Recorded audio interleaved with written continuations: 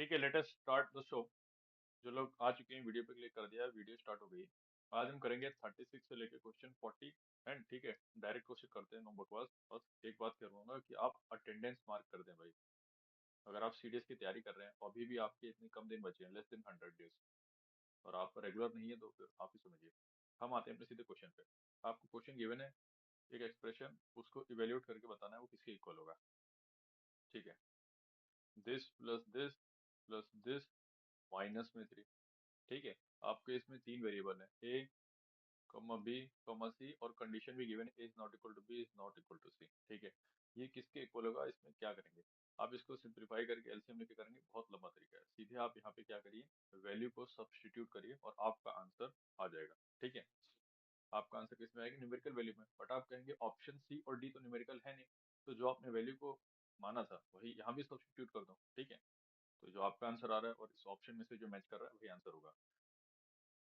दूसरी बात, value put करते टाइम आप कुछ भी ले सकते हैं, आंसर तो आ जाएगा, बट वैल्यू क्या करनी है, कोशिश करना है कि जो नंबर्स आप यूज करेंगे वो काफी छोटे हों ताकि कैलकुलेशन आसानी हो। और आपको एक चीज का ध्यान रखना है, डिनोमिनेटर में जीरो ना बने, क्योंकि ये नॉट डिफाइंड वाली फॉर्म हो जाती है। ठीक है, तो मैं अब क्या ले लेता हूँ, ए बी सी, ए को 3 लेते हैं, बी को 2 और सी को 1 लेते हैं और सॉल्व करते हैं।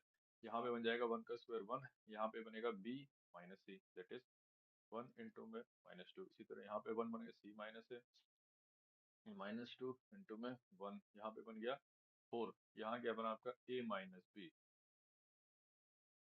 1 इंटू में 1, सॉल्व करो, -1/2 -1/2 +4 -3, माइनस हाफ मिलके क्या बना देंगे आपके, ये -1 बना देंगे, -3 और प्लस का 4, -4 + 4 = 0। आपका आंसर आ गया भाई, ऑप्शन ए करेक्ट है। काफी आसान क्वेश्चन है, ठीक है, देखने में भले ही भारी भरकम।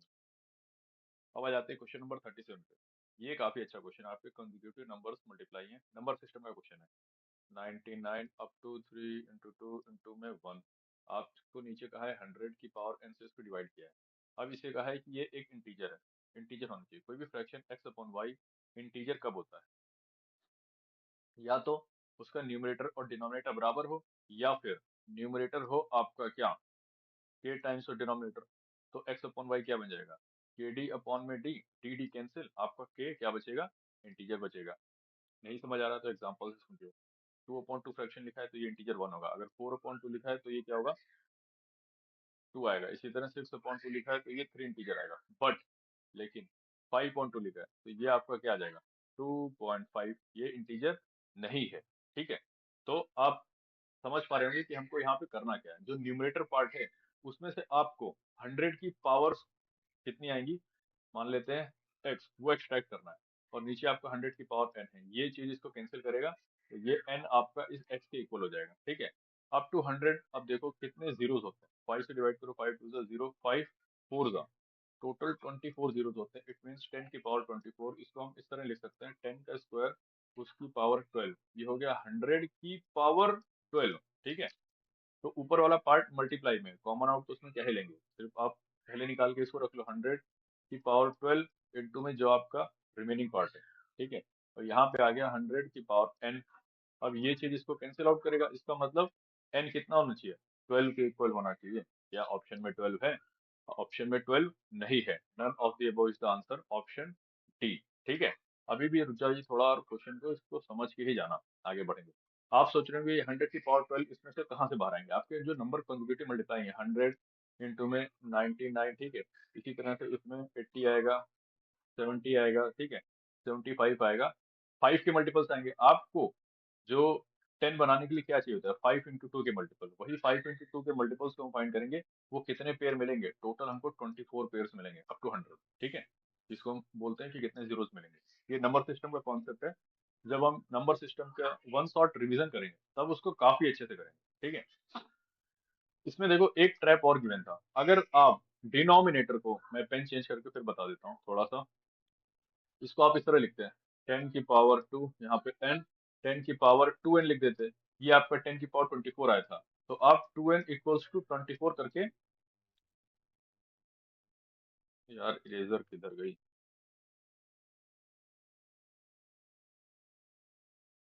हाँ 24, आपको ऑप्शन में 24 प्रेजेंट है, आप इसको मार्क कर सकते थे, पर ध्यान रखना ये गलत है। अगर इस तरह में 2n करते तो n की वैल्यू 24 डिवाइडेड बाई 2 12 ही आती है उस केस में भी। ठीक है, कॉन्सेप्ट बेस्ड क्वेश्चन था, अच्छा क्वेश्चन है। ऑप्शन डी करेक्ट है, none of the above. Question 38 की बात करिए, कोई पॉइंट आपका पी है, देन कहा गया है from point P X metre east में कोई गया पर्सन एक्स है, और आपका एक्स क्या है 120 से ज्यादा है।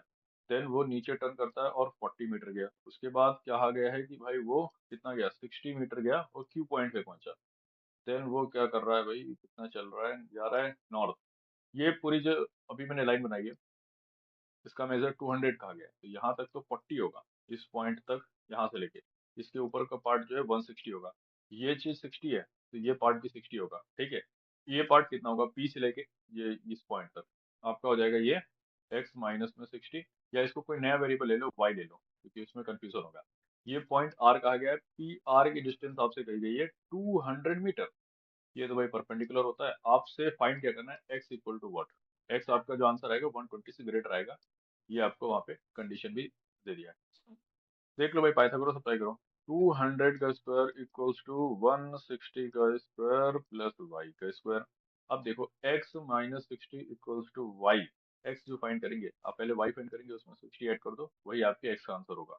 2 का स्क्वायर 4 होता है, 2 जीरो का 4 जीरो, 2 3 4 40,000। 16 का 256, 1 जीरो का 2 जीरो प्लस में वाई स्क्वायर। आइए इसको माइनस करें, 40,000 25,600, 25,600 ना मान के आप एक बार 26,000 मानो, वहां से लेके 40,000 तक ट्रेवल करने के लिए आपको 14,000 चाहिए, प्लस माइनस 400 और तो 14,400 आ गया। ठीक है, इक्वल्स टू वाई स्क्वायर। अब जब इसके ऊपर अंडर रूट लगेगा 144 से, तो 12 बाहर आ गया।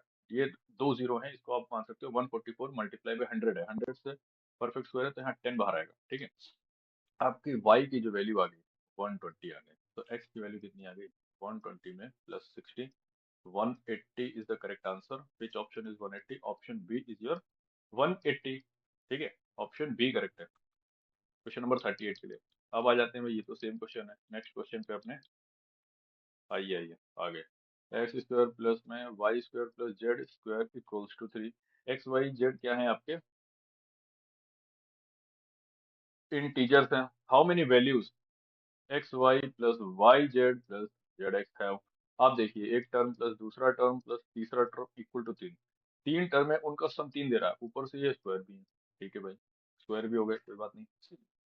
ये कब पॉसिबल होगा, जब x equal to Y equal to Z या तो +1 हो या -1 हो। -1 इसलिए ले रहे हैं क्योंकि यहाँ पे आपका स्क्वायर टर्म भी इन्वॉल्व है, उसको माइनस को स्क्वायर करके प्लस बना देगा। ठीक है, यही दो वैल्यूज पॉसिबल हैं एक्स वाई जेड के लिए, +1 या -1। अब हम देखते हैं एक कॉम्बिनेशन +1 +1 +1 तीनों को लें, तो इस वाले में पुट करने पे आपका आंसर आएगा इक्वल टू प्लस से। दूसरे जो कॉम्बिनेशन हम ट्राई कर सकते हैं, ठीक है, वो क्या हो सकता है, एक को +1 ले लिया, बाकी दो को -1 लो, इस केस में आपका आंसर -1 आएगा। या एक को -1 ले लिया, दो को +1 ले लो, इस केस में भी -1 आएगा। तो आपके 3 एंड -1 दो ही आंसर आ रहे हैं। आपसे पूछा गया है how many values can have, only two values it can have. Option B is the correct answer for your question number 39। Same question, option B. Last question, बहुत अच्छा क्वेश्चन है, आसान क्वेश्चन है, देखने में भारी भरकम। एलजेब्रा को जरूर रिवाइज करके जाइए एग्जाम में। ठीक है, X Y Z real number है सच दैट, बीच में प्लस लगा ले, फिर क्या लिखें, इक्वल्स टू 10। देन आपसे कहा है X Y plus Y Z plus में Z X equals to 18। What is the value of X cube plus में वाई क्यूब प्लस में जेड क्यूब माइनस में 3x वाई जेड। इसका फॉर्मूला होता है, एक डायरेक्ट फॉर्मूला बेस्ड क्वेश्चन है, B cube plus C cube minus में 3abc equals to, x क्यों ले रहे हैं, जब एबीसी ले रहे हैं तो एबीसी में ही मानते हैं ना, A plus B plus C into में A square plus B square plus C square minus में A B minus B C minus में ए सी। बस ये चीज करना है हमको। पहली इक्वेशन है, पेन चेंज करते हैं और इसका सीधे स्क्वायर कर दो फर्स्ट इक्वेशन का, तो आएगा एक्स स्क्वायर प्लस वाई स्क्वायर प्लस में जेड स्क्वायर प्लस में twice of X Y plus में वाई जेड प्लस में आपका Z X, right hand side में 100 आ गया।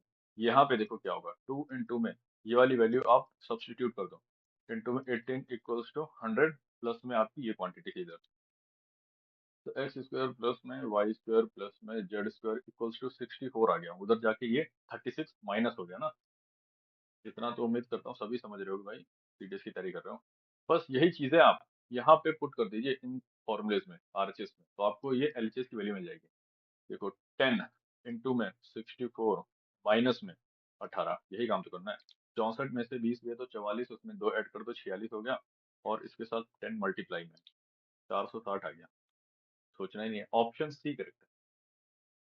ठीक है, ऑप्शन सी करेक्ट है। यहाँ तक वीडियो देखा है तो लाइक जरूर करें और रेगुलर रहें भाई, मैं उनकी तारीफ करता हूँ जो 6 से 7 लोग रेगुलर हैं।